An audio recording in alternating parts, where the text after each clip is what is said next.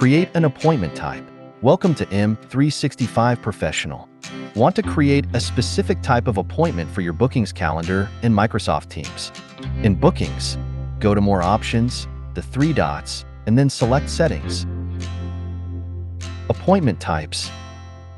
Select Add Appointment Type, and add a title and confirmation message with details like any forms that need to be completed before the visit.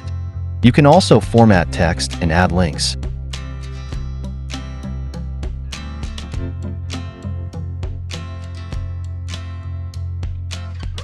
Toggle on. Allow them to join from a mobile browser to let attendees join an appointment.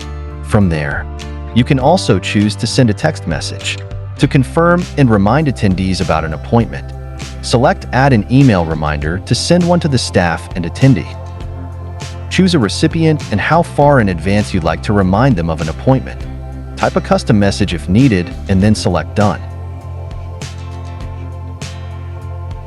When you're ready, select Save.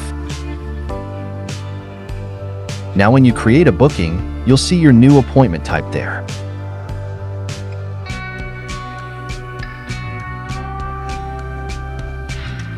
Thanks for watching. Don't forget to subscribe.